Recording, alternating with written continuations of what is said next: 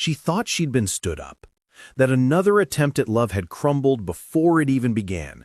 But when two 6-year-olds marched through that coffee shop door with a mission in their eyes and secrets on their lips, everything changed.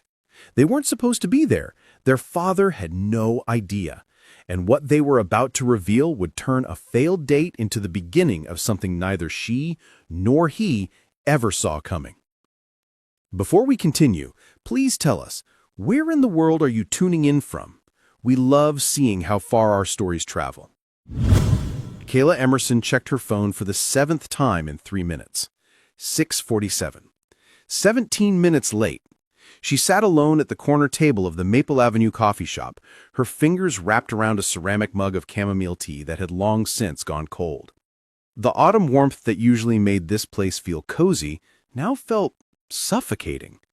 Around her, couples leaned into whispered conversations, their laughter punctuating the soft jazz playing overhead. She was the only person sitting alone. Kayla told herself she'd give him 5 more minutes. 5 more minutes, and then she'd text Diane, her colleague who'd set this whole thing up, and tell her that blind dates just weren't her thing. That after 2 years of focusing solely on her veterinary practice, maybe she wasn't ready. Maybe she'd been right to keep her walls up. Just one coffee date, Diane had insisted, 3 days ago cornering Kayla in the clinic break room. His name is Matthew Caldwell, 34, architectural engineer, and Kayla, he's wonderful, trust me. But trust was hard, and sitting here, watching the door, feeling that familiar sting of disappointment creeping in, trust felt impossible. At 6:51 p.m., the bell above the door chimed. Kayla looked up, hope flickering despite herself. But it wasn't a man in his 30s. It wasn't Matthew Caldwell. It was 2 identical little girls. They couldn't have been more than 6 years old, with curly brown hair that bounced as they moved and bright green eyes that scanned the coffee shop with startling determination. They wore matching red jackets over what looked like school uniforms, their small hands clasped together as they surveyed the room. And then those eyes landed on Kayla. Before she could process what was happening, the girls marched straight toward her table with the confidence of tiny soldiers on a mission. The taller one, by maybe half an inch, stopped directly in front of Kayla, tilted her head, and asked with complete seriousness, "Are you Miss Kayla?" Kayla blinked. "Yes, I am. And you are?" "I'm Daisy," the girl announced, then gestured to her sister. "This is Hazel. Our daddy's sorry he's late." The world seemed to tilt slightly. These were Matthew's daughters. They had to be. But Diane hadn't mentioned children, hadn't mentioned twins, hadn't mentioned... "He had to stay at work," Hazel added softly, her voice gentler than her sister's, "because of an emergency." Daisy quickly covered her sister's mouth with her hand. "Hazel!" Kayla's confusion must have been written all over her, because Daisy sighed, an old, weary sigh that seemed far too mature for a 6-year-old, and pulled out the chair across from Kayla. She sat down, tugging her sister down beside her. "Okay," Daisy said, folding her hands on the table like she was about to conduct a business meeting. "We should tell the truth." "The truth?" Kayla echoed. "Daddy doesn't know we're here," Hazel whispered, guilt flickering across her small face. Kayla's eyes widened. "He doesn't... Wait, what?" "But he is sorry he's late," Daisy insisted. "We know because we heard him on the phone last night." Kayla leaned forward, drawn in despite herself. "Last night?" Hazel nodded, her curls bouncing. "We were supposed to be asleep, but we heard him in the hallway. Someone called about a big problem at the new library building, something about the foundation. He kept saying that he couldn't believe this was happening tonight. He said he had something really important at 6:30 at the Maple Avenue coffee shop." "And you two figured out that was... here?" Kayla asked, a smile tugging at her lips despite the absurdity of the situation. "We're very smart," Daisy said matter-of-factly. "We remembered the name because Daddy wrote it on the calendar in the kitchen. He circled it 3 times and drew a smiley face." Something warm flickered in Kayla's chest. A smiley face? He was so excited, Hazel continued, her voice dropping to barely above a whisper. He ironed his shirt yesterday. Daddy never irons. Kayla couldn't help but laugh, soft and genuine. These two little girls, sitting across from her with their earnest faces and their conspiracy, had just turned her disappointing evening into something else, something unexpected.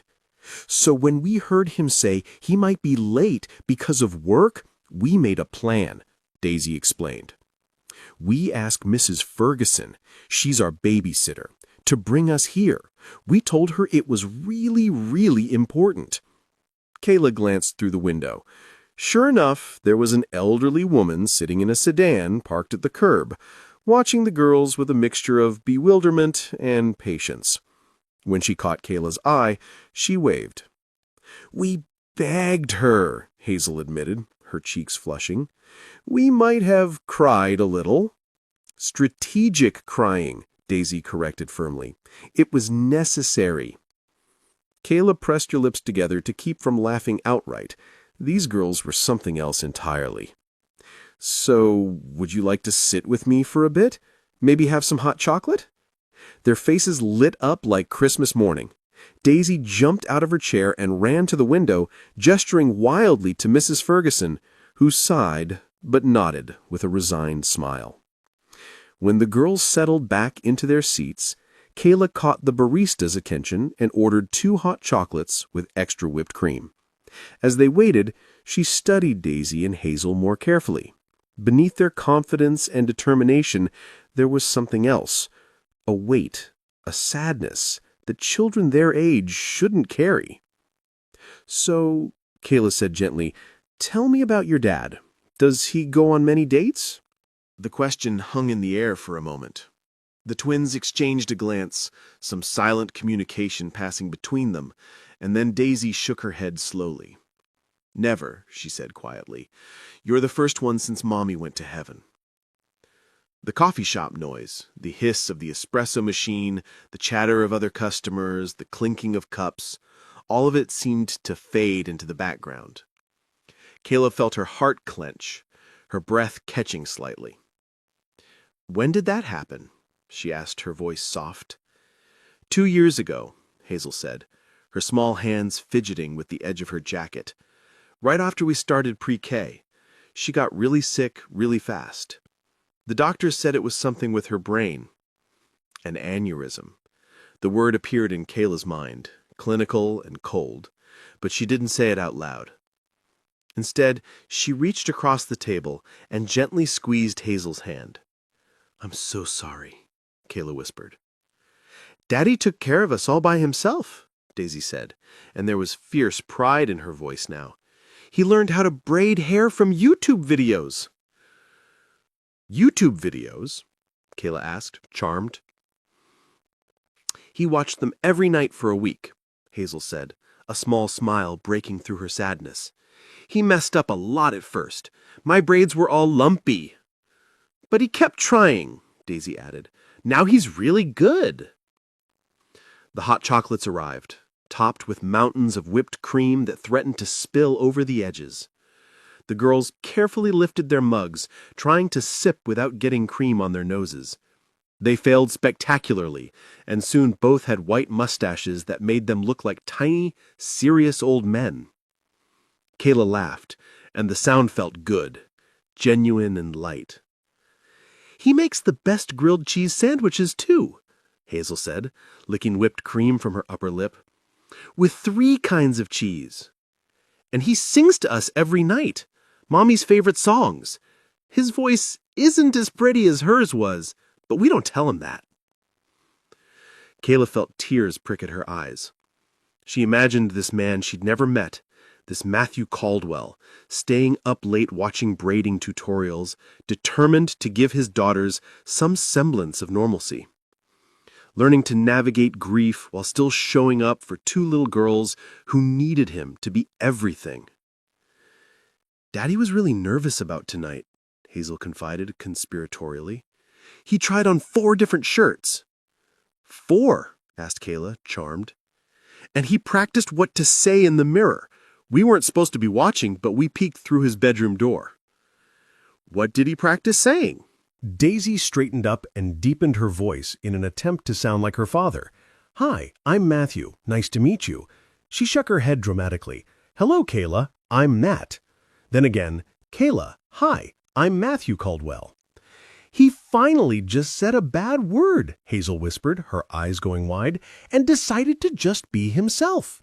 Kayla laughed, really laughed, and it felt like something inside her chest was loosening, opening up. "He really wanted to be here," Daisy said, her tone serious again. "Daddy doesn't break promises. That's why we knew the work thing must be really important." "He designs buildings to keep people safe," Hazel explained. "If something's wrong with the foundation, the whole building could fall down. He always says safety is his responsibility. Safety is his responsibility." Kayla was beginning to understand. These two little girls sitting across from her weren't just adorable conspirators. They were protectors. They were watching out for their father the same way he'd been watching out for them. "You two must be very proud of him," Kayla said softly. Both girls nodded in perfect unison. "He's the best daddy," they said together, their voices overlapping. Then Hazel's expression shifted, becoming somber. "But sometimes he's sad," she admitted, her voice dropping to barely above a whisper. "He looks at Mommy's picture when he thinks we're asleep. We see him standing in the hallway just staring at it." Kayla's throat tightened. "That's why we were happy when Aunt Diane said she found someone nice for him to meet," Daisy explained. "We want him to smile more, like he used to." Aunt Diane. The pieces clicked into place. Diane was Matthew's sister-in-law. That's why she'd been so insistent about this date. "We saw him this morning," Hazel said, and now there was a hint of brightness returning to her voice. "Daddy was humming while he made breakfast. Daddy only hums when he's really happy." Daisy added, "He made a special pancake shaped like butterflies, just because it was a good day," he said. Kayla's phone buzzed against the table. She glanced down at the screen. "Diane, have you heard from Matthew? He's not answering his phone." Kayla looked back up at the twins. "Girls, your dad really doesn't know you're here? For real?" His phone is probably in his truck, Daisy said. He always forgets it when he's looking at blueprints. He's probably almost done, though, Hazel said hopefully. He told someone on the phone he just needed 2 hours to check everything. Kayla checked the time, 7:25 p.m. If Matthew had gotten to the construction site around 5:30, he might indeed be finishing up soon. An idea formed in Kayla's mind, wild and impulsive and maybe a little crazy. But as she looked at these two brave little girls who'd orchestrated this entire intervention, who loved their father so fiercely they couldn't bear to see him lose this chance at happiness, she couldn't help but smile. "I have an idea," Kayla said, leaning forward. "What if we brought dinner to your daddy? If he's been working hard, he's probably hungry." The transformation was instantaneous. Daisy and Hazel's faces lit up like they'd just been told Christmas was coming early. "Really?" they gasped in perfect unison. "Really," Kayla confirmed. "What's his favorite food?" "Chinese food," Daisy exclaimed, bouncing in her seat. "From the Golden Palace on 3rd Street. He loves their orange chicken. But he always orders a sweet and sour pork too, and fried rice, lots of fried rice. And spring rolls, the crispy ones." Kayla pulled out her phone and quickly searched for the restaurant. "Then let's order all of that, and maybe some extra for the other people working with him." As Kayla placed the order, the girls continued talking, their words tumbling over each other in their excitement. They told her about how their father had learned to sew just to fix their favorite stuffed animals, how he never missed a school play or a parent-teacher conference, even if it meant leaving early, how he built them a tree house last summer, a project that took him 3 months of weekends. "The tree house has a secret password," Hazel whispered, leaning close. "It's Mommy's Angels, because that's what she called us." "Daddy says we have her eyes," Daisy said softly, "and her smile." "She was a music teacher," Hazel explained. "She taught little kids to love singing. That's why Daddy sings to us every night. He's trying to keep her music alive." Kayla had to blink back tears. She'd come to this coffee shop expecting a simple blind date, maybe an awkward hour of small talk, maybe a polite goodbye. Instead, she was sitting with two extraordinary little girls who were teaching her about love, about resilience, about showing up even when life breaks your heart. 20 minutes later, they were in Mrs. Ferguson's sedan, bags of fragrant Chinese food piled on their laps, heading toward the construction site. The elderly babysitter had been filled in on the plan and seemed torn between admiration for the girls' romantic scheming and concern about Matthew's reaction. The construction site loomed ahead, a skeletal structure that would become the new public library, lit by temporary floodlights that cast long, dramatic shadows across the lot. It looked like the setting of a movie, all angles and light and possibility. They found Matthew in a temporary office trailer, rolling up blueprints while talking to two other workers. Even from outside, Kayla could see the exhaustion in his posture, the tension in his shoulders. His sleeves were rolled up to his elbows, his hair was disheveled, and there were what looked like smudges of dirt on his blue button-down shirt. He was clearly wrapping up, putting papers into folders with the focused efficiency of someone who just solved a critical problem. Daisy knocked on the trailer door, 3 quick, confident raps. Matthew looked up. His eyes landed on his daughters first, and his expression cycled through confusion, shock, and dawning horror in the space of about 2 seconds. Then his gaze shifted to Kayla standing behind them, and he froze completely. "Daisy, Hazel, what are you... How did you..." He stopped mid-sentence, his eyes still locked on Kayla. "You're Kayla," he said, and it wasn't a question. "You're here, with my daughters." "Surprise!" Daisy announced, throwing her arms up triumphantly. "We brought dinner!" "We didn't want Miss Kayla to think you forgot about her," Hazel added, her voice earnest and sweet. Matthew's co-workers, 2 men in their 40s wearing hard hats and knowing grins, quickly grabbed some of the takeout bags. "We'll just, take these and go eat outside," one of them said, winking at Matthew. "Good luck, boss." They disappeared, leaving Matthew alone with Kayla and the twins in the small trailer. For a moment, no one spoke. Matthew just stared, his mouth slightly open, clearly trying to process how his 2 6-year-old daughters had somehow tracked down his blind date and brought her to a construction site. "Mrs. Ferguson brought us," Daisy offered helpfully, sensing her father's next question. "We asked very nicely." "We heard you on the phone last night," Hazel confessed, her voice small, "about the emergency. And we saw how excited you were about tonight," Daisy continued. "You drew a smiley face on the calendar." Matthew's face flushed red. "You saw that?" "We see everything," Daisy said seriously. Matthew ran a hand through his already messy hair, and Kayla watched the gesture, noting how his fingers trembled slightly, how his eyes kept darting between her and his daughters, like he couldn't quite believe any of this was real. "I am so sorry," he said, finally looking directly at Kayla. His voice was rough, genuine. "This isn't... I was just finishing up. I thought I could make it work, get there just a little late, maybe text you. I had no idea they would..." "Rescue your date?"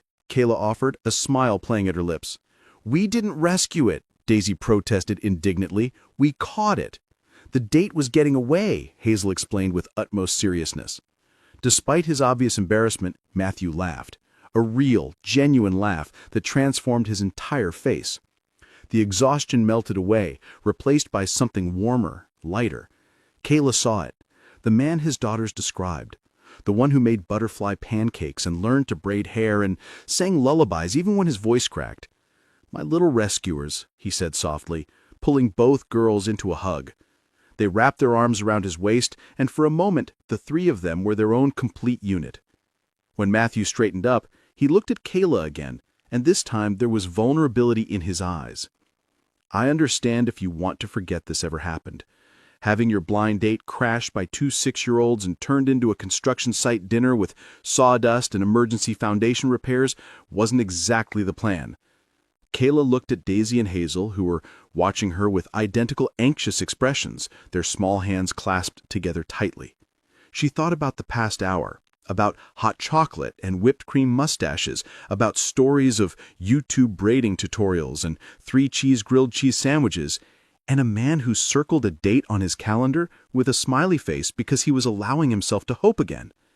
"Actually," Kayla said, meeting Matthew's eyes, "your daughters are extraordinary." "They get that from their mother," Matthew said automatically, then caught himself. His expression faltered.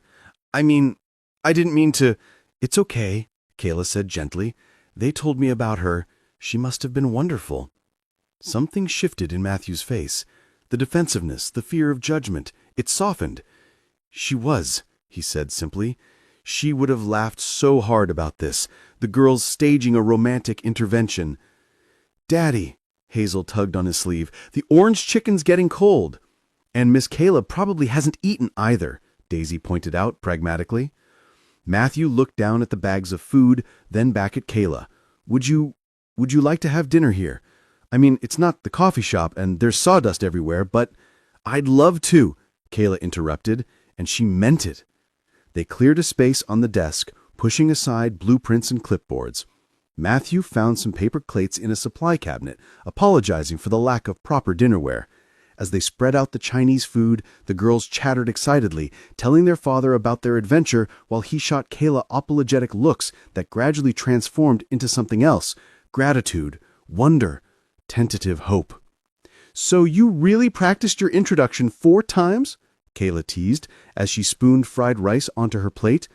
Matthew groaned, covering his face with one hand. You told her about that? The blue shirt was best, Hazel noted seriously, studying her father. That's the one you picked. Kayla glanced at the shirt, wrinkled now from hours of work, but still clearly chosen with care. It's a good choice, she said softly. Matthew met her eyes, and the look that passed between them made Kayla's breath catch. It was brief, barely a second, but it was there. Recognition, attraction, possibility.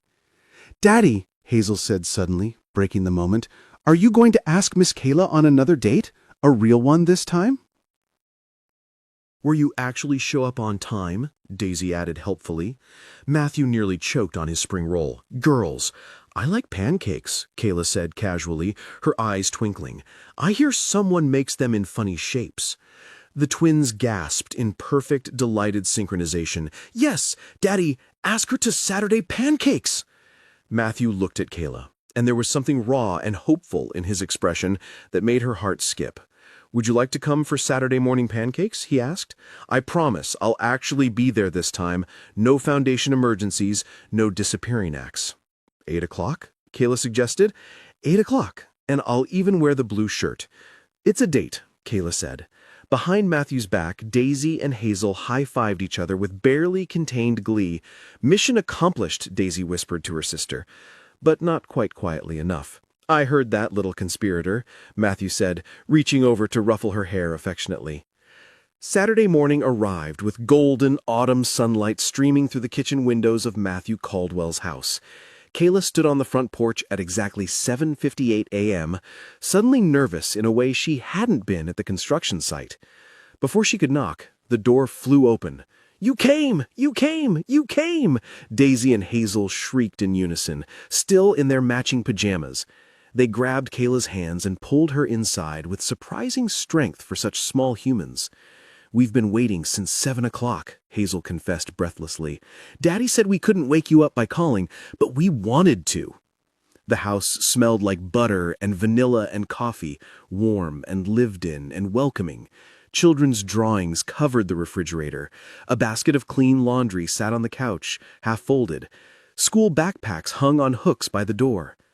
And there, in the kitchen, was Matthew. He wore the blue shirt, freshly ironed this time, and jeans, and he had a smudge of flour on his left cheek. When he saw Kayla, he smiled, and it was nothing like the exhausted, stressed man from the construction site. This Matthew was lighter, brighter, more himself. You made it, he said, and there was relief in his voice. I made it, Kayla confirmed, and I'm very curious about these famous butterfly pancakes. They're the best, Hazel assured her solemnly. Sometimes Daddy messes up and makes blobs, but we eat those too. The morning unfolded like a dream, easy and natural and right. Matthew flipped pancakes while the girls showed Kayla their art projects from school.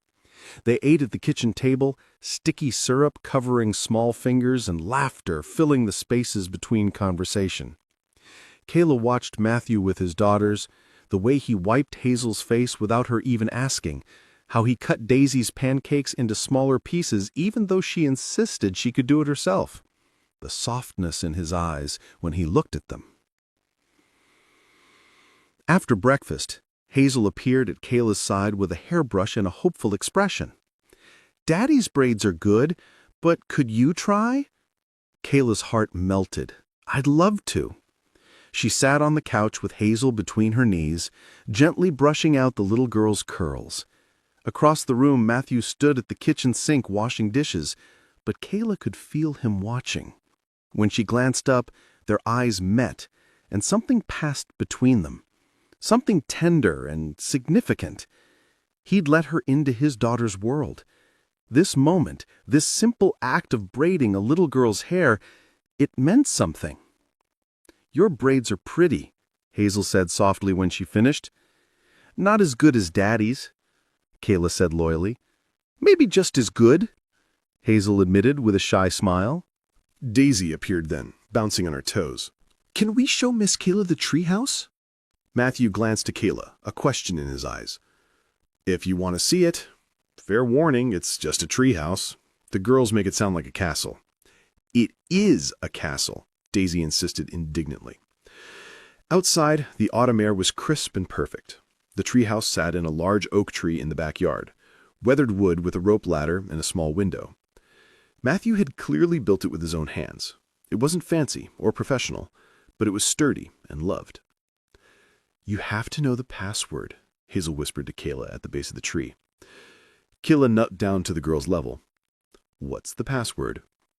The twins looked at each other, some silent conversation happening between them. Then Hazel leaned close and whispered, "Mommy's angels."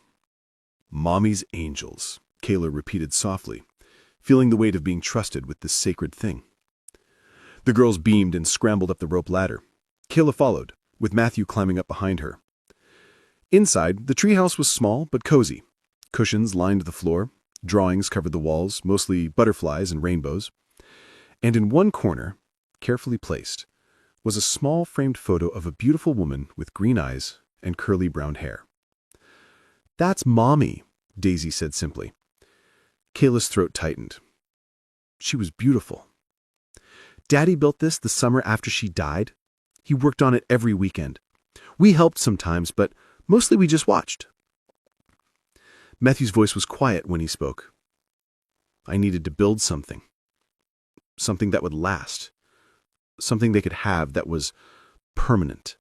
Later, when the girls were playing in the yard, Matthew and Kayla sat on the back porch steps, coffee mugs warming their hands. "I haven't done this in a long time," Matthew said quietly. "Let someone in, I mean. It's terrifying." "I know," Kayla said. "I spent 2 years avoiding it, telling myself my work was enough." "What changed?" "Two very determined 6-year-olds walked into a coffee shop," Kayla said with a soft laugh. "They didn't give me much choice." Matthew smiled, but it faded into something more serious. "Kayla, I need to be honest with you. I come with complications. 2 of them, to be exact. They're my whole world, and anyone who's in my life has to understand that." "I wouldn't want it any other way," Kayla said simply. She turned to face him fully. "Matthew, your daughters didn't scare me off. They're the reason I'm here. They're incredible. And the way you love them," her voice caught, "the way you show up for them every single day, even when it's hard, that's the most attractive thing I've ever seen." Matthew's eyes glistened. "I haven't felt this way in a long time," he admitted, his voice rough. "I didn't think I could again. And it's scary because last time I loved someone this much..." He stopped, swallowed hard. "I lost her." Kayla reached over and took his hand, their fingers intertwined naturally, perfectly. "I'm scared too," she whispered. "But I think being scared means it matters, means it's real." "Yeah," Matthew said softly. "It does." From the yard, Daisy called out, "Daddy, Miss Kayla, come see the butterfly we found." Matthew squeezed Kayla's hand once before standing. "Come on," he said, pulling her up with him. "Apparently there's a butterfly that needs immediate attention." 3 months passed like pages turning in a story, each one filled with moments that built a life together. Kayla sat in the audience at Daisy and Hazel's school play, cheering louder than anyone else when they appeared on stage as singing flowers. Matthew's hand found hers in the dark auditorium, and he whispered, "Thank you for being here." She started bringing coffee to his construction sites, learning the difference between blueprints and elevation drawings, meeting his coworkers who teased him mercilessly about the cute vet from the blind date. They went to a pumpkin patch in October, all 4 of them. The girls insisted on picking pumpkins that matched, and somehow they convinced Kayla and Matthew to carry 2 enormous ones that were, "The same shape, Daddy, can't you see?" Halloween arrived. Kayla helped with costumes, butterfly wings made of wire hangers and tissue paper. The girls fluttered around the house, and Matthew looked at Kayla with such warmth that her breath caught. "Their mother would have loved this," he said quietly, while the girls were gathering their trick-or-treat bags. "She would have loved you." On a quiet Tuesday evening in November, after tucking the girls into bed, Matthew and Kayla sat on the couch watching a movie neither of them was really paying attention to. Daisy and Hazel had fallen asleep between them, their small bodies warm and heavy with sleep. Matthew reached over the sleeping girls, his hand finding Kayla's. Their fingers linked, and something settled in Kayla's chest, a feeling of rightness, of home, of belonging. Their first kiss happened on a snowy December evening. The girls were asleep upstairs, and Kayla was getting ready to leave. Matthew walked her to the door, and they stood there in the entryway, the porch light casting soft shadows. "I don't want you to go," he said quietly. "I don't want to go either," Kayla admitted. Matthew reached up, tucking a strand of hair behind her ear. His hand lingered on her cheek. "Can I?" She kissed him before he could finish the question. It was soft at first, tentative, testing. Then his hand slid to his waist, and hers wrapped around his neck, and it deepened into something sure and certain and inevitable. When they finally pulled apart, both breathing hard, Matthew pressed his forehead to hers. "I'm falling in love with you," he whispered.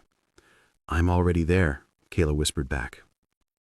Upstairs, neither of them knew that 2 little girls were peeking through the banister, watching with wide smiles and clasped hands. "Daddy's happy again," Hazel whispered to her sister. "We did good," Daisy confirmed with satisfaction.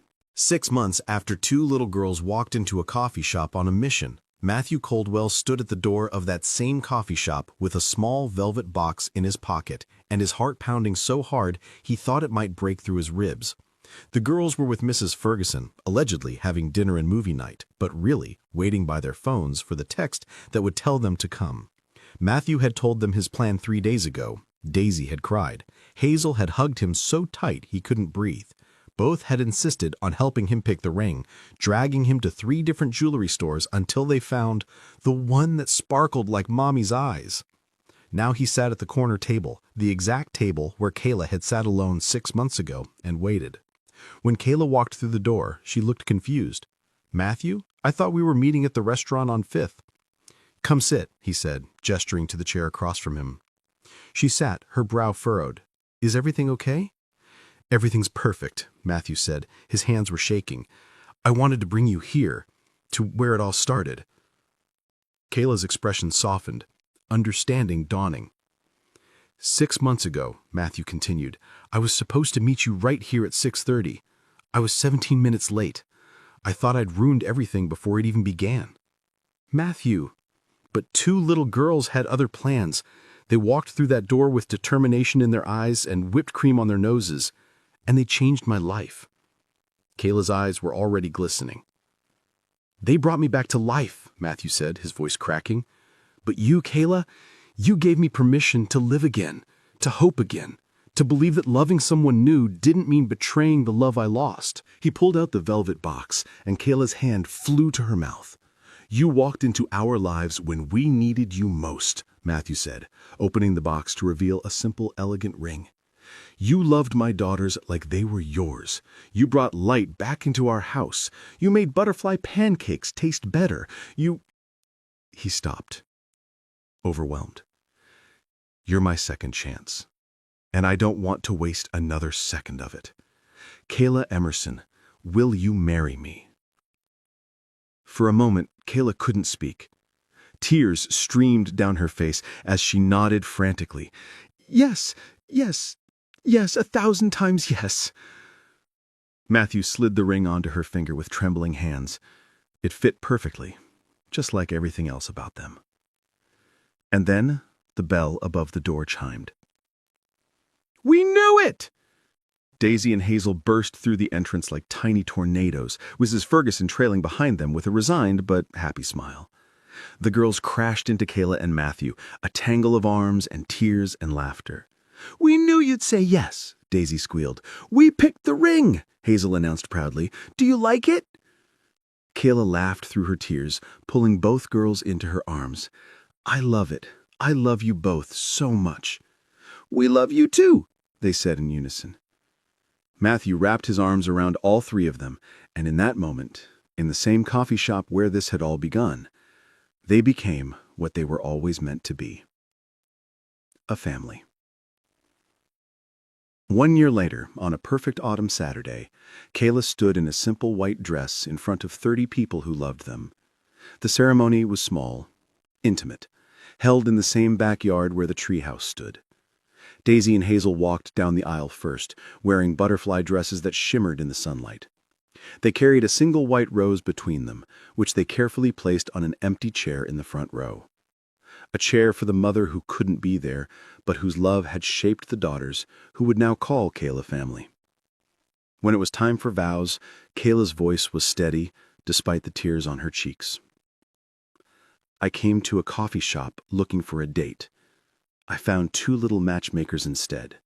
They rescued me as much as you rescued me. They taught me that love doesn't always arrive on time.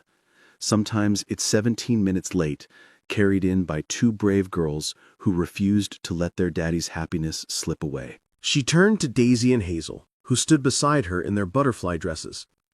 "Thank you for choosing me," she whispered. "Thank you for letting me love you." Matthew's vows were simple. "You gave me permission to love again," he said, his voice thick with emotion.